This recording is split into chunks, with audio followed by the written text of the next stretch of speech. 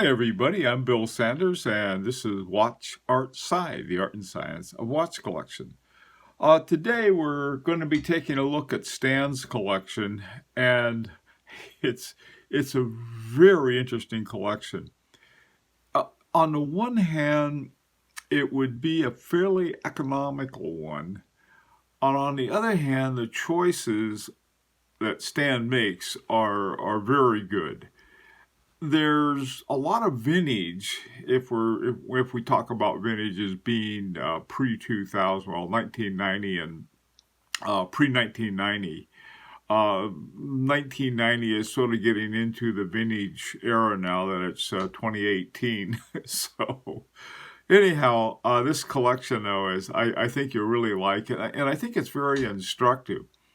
The first watch I want to take a look at is a Rolex Datejust. Now this is from the 90s, and it's got some diamond hour markers, and it's it's a very interesting watch. It's a good looking watch, and I know that a lot of people may think, well, that's a little too much for them, but it's sort of a cool watch. Now this is for a collector. Remember, I don't know how much Stan's gonna be wearing something like that, but it's a very it's a very cool watch.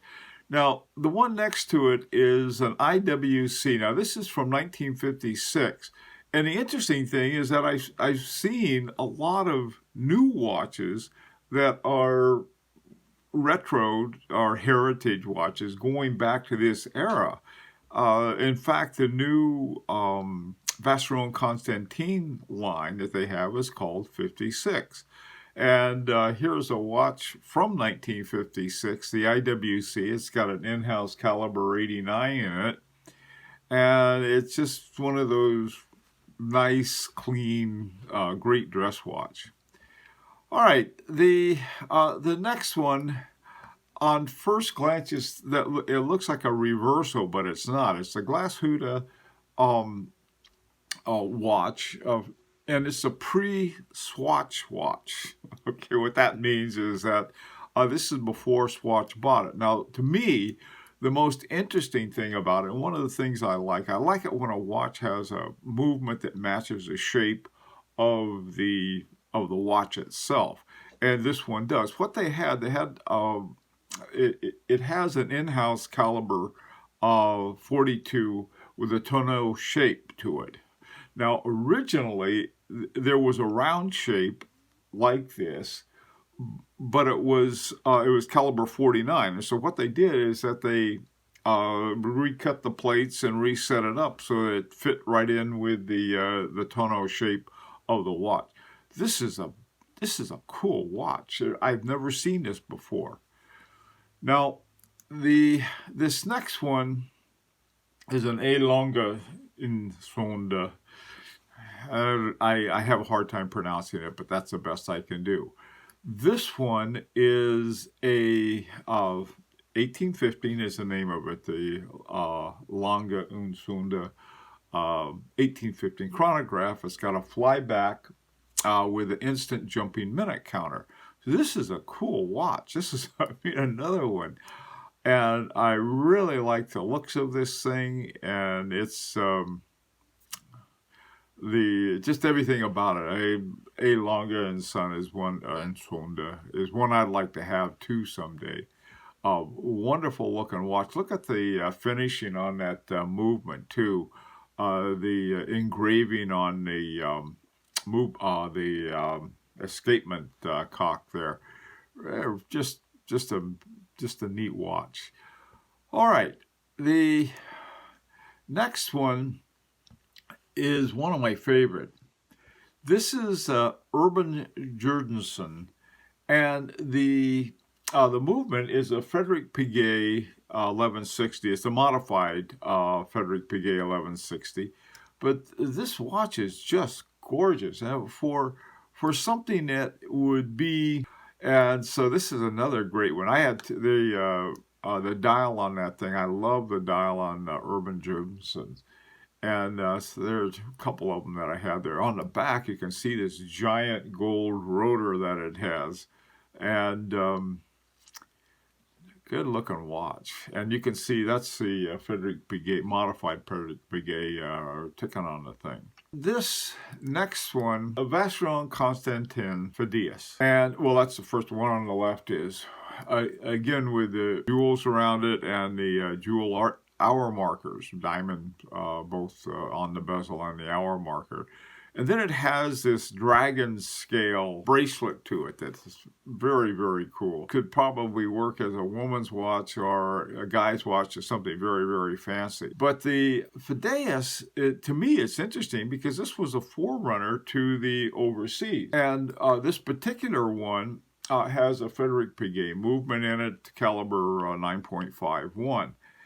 And the dragon scale on the movement and everything else, very, very pretty watch that would work for a guy in a formal situation. The big thing about this watch to me is that it's a forerunner. This is what, I think they had something called the 222, and then they finally had this Phidias for a while, or a short time, and then they went to the overseas from there. Now, next to it is another unusual Vacheron Constantin. It's a skeletonized one, and I had never seen it before, and so I went and I looked it up, and they have, it has a Jaja-Lecoultre movement in it, caliber 920, that you can see from the front and the back. You talk about skeletonized. That is really skeletonized. And then with a exhibition window in the back, I don't think there's a movement or a gear you can't see in that. That to me is really amazing. I don't know if you can tell time with it too much, but I don't care. I really like that one. That's an interesting one. All of these are very interesting quality watches, but they're not the usual suspect. Okay, this next one is a Patek Philippe that I really like. It's the 5134 travel time. And again, this is a relatively old watch, going back into a vintage watch, but so well selected. Now, one of the things on there, I noticed that it has the Geneva seal or the Geneva hallmark or something else I can't say. And so we know this one is pre-2009. In 2009, Patek Philippe changed their seal to their seal of approval to one they made themselves. That PP up in the corner up there is a Patek Philippe seal. And the question is, why did they go from the Geneva seal? I used to brag about the Geneva seal. By the way, too, my Patek Philippe has a Geneva seal also. This is a 1968 Patek Philippe, and fortunately it's in great shape. I have a new band on it, a new Patek Philippe band, and buckle on it, but it also has a Geneva seal. And the interesting thing about it is why?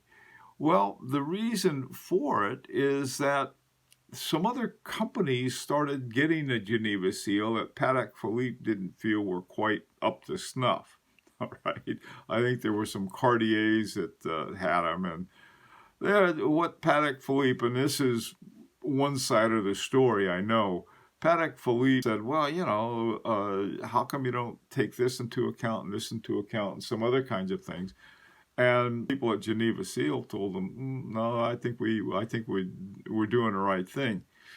And I don't think in a million years they expected Patek Philippe to say, okay, see you guys. Now, I do know is that it does cost extra to have watches with the Geneva Seal because there's a certain process that they have to go through to be certified with the Geneva Seal. And so Patek Philippe has that kind of reputation. It says, well, we'll have our own seal. We'll have more higher standards than you have. I'll tell you who else does the same thing is F.P. Journe. Now, like I said, this is starting in 2009. If you have one before 2009, it'll have a Geneva seal. If it's after 2009, it'll have the Patek Philippe seal. I'm not sure where the exact border for all of this is. So anyway, but it's interesting, and boy, what a choice! Look at that thing. That's a great Patek Philippe that was as a travel time watch. Now, this last group of watches, I put them all together there. They're all very, very interesting watches. I've got to say they're not the same horologically up there as some of the other ones, but these are all interesting. First of all, there's the time factor Speedbird 3. It's got an ETA 2824-2 in it, and it just, typical beater watch. It looks fine. The next one is the Oberon Jump Hour. Now, this is a vintage back from 1965, and it's got an in-house movement. I like the looks of that. That's an interesting, very interesting looking watch. And also, too, from 1965, look at that thing. That thing is in very, very good shape. That's one of the things about all of Stan's watches that I like. They're for vintage watches, they're in great shape. I thought my Patek Philippe was in great shape, and it is, but I haven't seen so many vintage watches you see with crud on the dial and all kinds of other things. But these look pretty good to me. Another one is Smith. Now, this is not Roger Smith, unfortunately. It is made in England, though, and it was an in-house movement. This is from 1954. Finally, there is the Eterna Skeleton. Now, to me, this is, it's called the 1856. It's not from 1856, that I know. It has a Peizu 7001. The thing about this is my El Leroy, it has a Peizu 7001. They wouldn't tell me that it was a Peizu 7001. Peizu is now owned by ETA. But at the time, this is a very thin movement. Now, the one that they have in this Eterna is skeletonized, and you can, if you're interested in Peizu 7001s like I am, it's a great one to look at. Well, this has been a fantastic collection to look at. It's a wonderful one. By the way, too, there's that Smith, on the back of the Smith, you can see their in-house movement from, this is an English movement that they have. To me, the thing that's about this that's so interesting. When I first saw the pictures, I didn't realize most of them were vintage. They are in that good, great choices. They're in great shape. They all look fantastic. They're not totally all vintage, but vintage or close to vintage. Some, such as the A Longa, seem to be a little newer. I wasn't sure what the date was on that one. This collection is one that to me represents a very well balanced collection. Now, it's well balanced in a couple different senses. It's well balanced in the brands. It's not just all one brand. It's also an example, too, of some unusual watches, the Bejeweled watches.